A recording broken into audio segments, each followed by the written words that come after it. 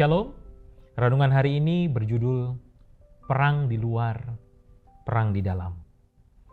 Suatu malam, saudara membuka media sosial dan melihat perdebatan yang panjang. Ada komentar saling menyerang satu dengan yang lain. Ada kata-kata tajam di sana, sindiran ataupun kemarahan. Saudara mungkin berpikir, dunia ini memang penuh dengan konflik. Lalu saudara tutup aplikasi itu dan tiba-tiba sadar, ternyata hati saudara sendiri, hati kita sendiri ternyata sedang tidak tenang. Mungkin ada percakapan yang belum selesai dengan seseorang. Ada rasa kesal yang belum dilepaskan. Ada iri hati ketika melihat teman berhasil. Ada luka-luka yang belum sembuh, tetapi kita pura-pura tidak peduli. Yakobus bertanya di Yakobus pasal 4 ayat 1, dari manakah datangnya sengketa dan pertengkaran di antara kamu?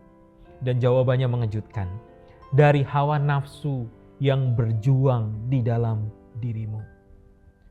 Perang di luar sering berakar dari perang di dalam. Kita mungkin tidak memegang senjata, saudara, tetapi kita memegang kebanggaan. Kita memegang keinginan untuk menang. Kita memegang kebutuhan untuk diakui. Dan ketika itu kebutuhan-kebutuhan kita itu terancam, hati kita bereaksi. Kita menjadi defensif. Kita menjadi keras. Kita menarik diri atau bahkan menyerang. Kadang kita berkata, aku kan hanya membela diri. Padahal sebenarnya kita sedang membela berhala kita. Berhala itu bisa berupa kebutuhan untuk dihargai, keinginan untuk selalu benar, obsesi untuk terlihat kuat, ambisi untuk lebih unggul. Ketika sesuatu selain Allah ini menjadi pusat hidup kita, maka kita rela melukai orang lain untuk menjaganya.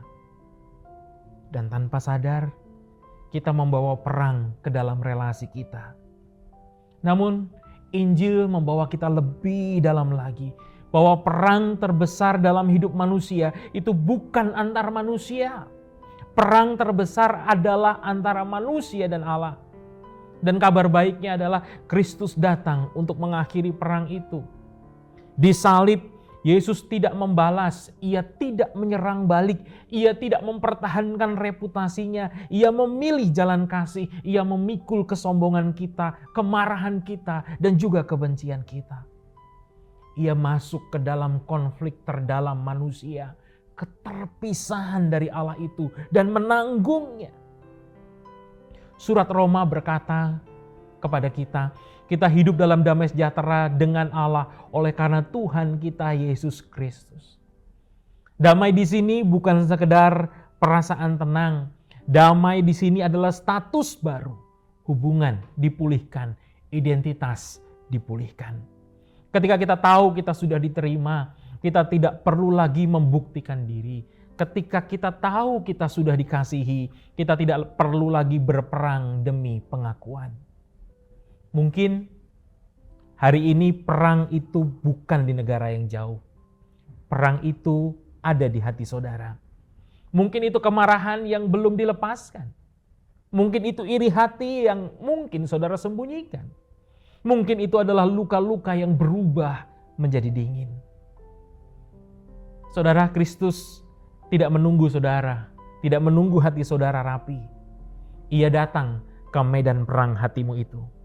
Ia tidak datang dengan pedang, ia datang dengan salib. Dan di sana ia menawarkan sesuatu yang dunia tidak bisa diberikan, yaitu hati yang baru. Karena itu pertobatan di sini berarti berhenti membenarkan diri. Pertobatan di sini berarti mengakui bahwa ada keinginan di dalam hati kita yang telah menjadi Tuhan kecil.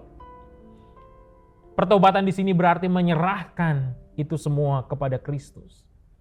Dan hari ini kita ditantang untuk percaya bahwa damai itu sungguh mungkin. Percaya bahwa Roh Kudus dapat melembutkan hati yang keras.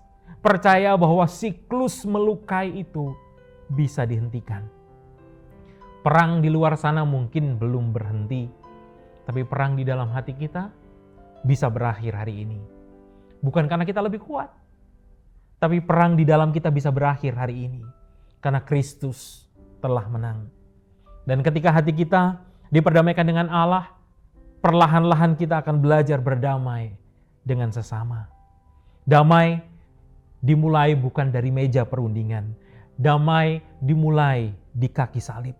Dan mungkin malam ini, hari ini, disitulah Tuhan menunggumu.